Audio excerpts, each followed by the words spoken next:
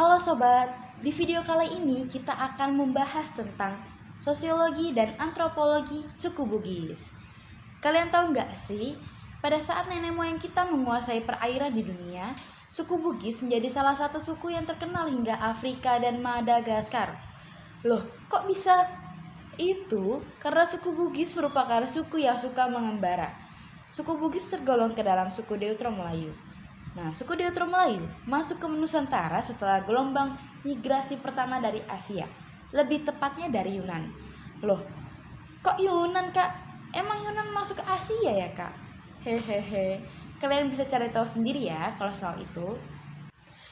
Oke sobat, kita masuk yuk ke bagian pertama, asal-usul suku Bugis. Kata Bugis berasal dari Tougi, yang berarti orang Bugis. Penamaan kata Tougi merujuk pada raja pertama kerajaan Cina yang terdapat di Pamana, Kabupaten Wajo saat ini, yaitu Lazam Tubugi. Rakyat Wajo menamakan diri mereka sebagai Lazam Tubugi karena mereka merupakan pengikut setia raja pertama mereka, yaitu Lazam Tubugi. Lazam Tubugi adalah ayah dari Wejudai dan bersaudara dengan Batara Ratu, ayahanda dari Saweri Gading. Saweri Gading adalah suami dari Wejudai dan mereka memiliki anak yaitu Lagaligo yang membuat karya sastra terbesar di dunia dengan jumlah halaman mencapai 9.000 halaman folio. Saweri Gading Okunawari atau Indepertuanawari adalah kisah yang tertuang dalam karya sastra Iligarigo dalam tradisi masyarakat Bugis. Kisah Saweri Gading juga dikenal dalam tradisi masyarakat Teluk Kaili dan beberapa tradisi lain di Sulawesi. Lalu mereka membentuk beberapa kerajaan dan kemudian mengembangkan kebudayaan, bahasa, aksara, dan pemerintahan mereka sendiri.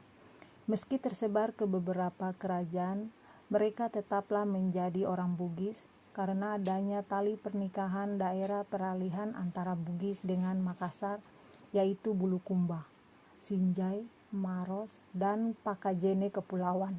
Sobat, perlu kalian ketahui bahwa mata pencaharian suku Bugis sejatinya adalah bertani. Namun, mereka juga mengembara menyebar ke Nusantara melalui laut. Kemampuan suku Bugis dalam berlayar sebagai navigator yang handal membuat mereka kemudian dikenal sebagai pelaut handal.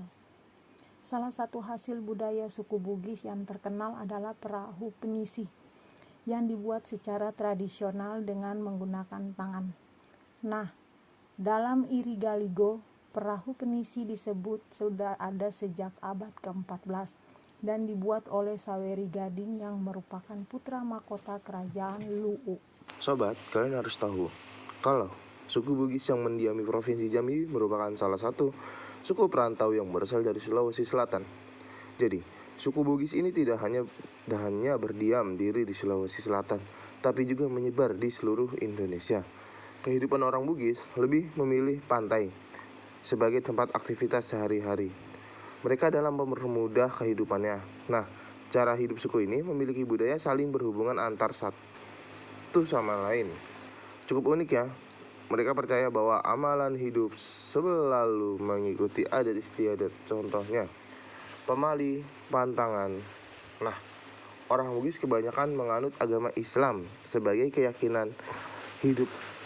Orang Bugis juga terkenal dalam berbagai bidang, contohnya maritim, politik, pertanian, perkebunan, perikanan, ekonomi, dan perdagangan. Tradisi mereka memegang prinsip Siri dan Pese dan juga Ade yang diwariskan turun-temurun sebagai prinsip hidup tak terbantahkan. Nah, suku ini memiliki aksara tersendiri untuk bertutur dan pandai berlagu dan berjanji. Nah, orang Bugis juga memiliki seni dan budaya tertentu yang mentradisi di tempat tinggal mereka dan menjadi pembuka terulung hutan belantara dalam pertanian, perkebunan, atau perkampungan. Teman-teman, dari pembahasan kali ini kita tahu bahwa suku Bugis merupakan salah satu suku bangsa Indonesia yang mengembangkan kehidupan masyarakatnya yang sangat khas dan juga unik, sekaligus dapat menentukan arah hidup mereka. Oke, cukup sekian pembahasan kali ini. Jangan lupa like dan subscribe untuk mendukung channel ini. Sampai jumpa.